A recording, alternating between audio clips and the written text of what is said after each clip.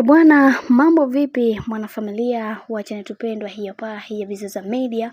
Kama ndo mara kwa kwanza, basi nikusihi usisahau kusubscribe, kulike, kushare pamoja na kucomment. Bwana, Wema Sepetu wazua gumzo kubwa mitandaoni, na hii ni baada ya yeye kuweza kujifungua, na vitu ambavyo alivyoweza kuviongea vimewaliza watu wengi, na akisema kwamba na washukuru wa ndugu zangu mlioweza kuniombea, na washukuru kwenye kila kitu, kwa sababu mimi nilikuwa nahitaji sana kuweza kupata mtoto, na hatimaye Mungu ameweza kunipatia baraka ya mimi kuweza kujipatia mtoto. Hivyo namshukuru Mungu kwa kila kitu ambacho alichoweza kunifanyia katika maisha yangu, lakini pia ninakiri kwa yeyote ambaye niliyoweza kumkosea kwa namna moja ama nyingine, aweze kunifanya niwe moja kati ya mtu ya Wema Sepetu kuweza kuishia hapo. Aliweza kuzungumza mengi ambayo yameweza kuwagusa watu wengi, akisema kwamba binafsi yangu sikuweza kutegemea kupata mtoto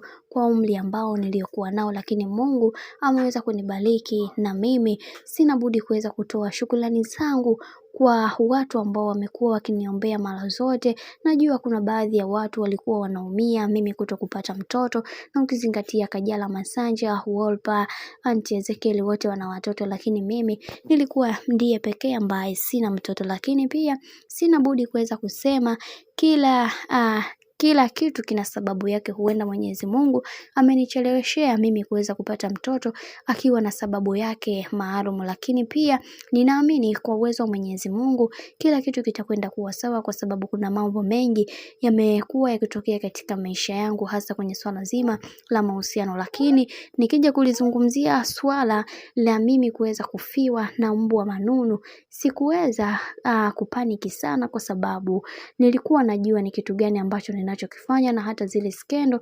zinazosemekana kwamba Whozu wanahusika katika kifo cha Manunu si kweli. Mungu ameamua kuweza kuchukua kiumbe chake akiwa na maana kubwa, akiwa ana maana kuna kiumbe kingine bora zaidi kinakuja. Ni vyema tumshukuru Mungu kwa kila kitu ambacho alichoweza kutufanyia katika maisha, lakini nasema na kukiri kwamba kila kitu kwa upande wangu kitakuwa sawa, na mimi nitapambana kuweza kuhakikisha kila kitu kinakuwa katika misingi na mikakati iliyo bora, kwa sababu kila kitu kinakwenda kwa mipango ya Mungu.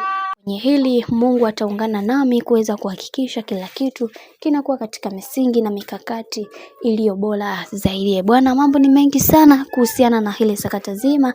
Mimi naomba nikusihi kitu kimoja, kama ndo mara kwa kwanza, basi usisahau kusubscribe, kulike, kushare pamoja na kucomment. Sina la ziada, tukutane next time.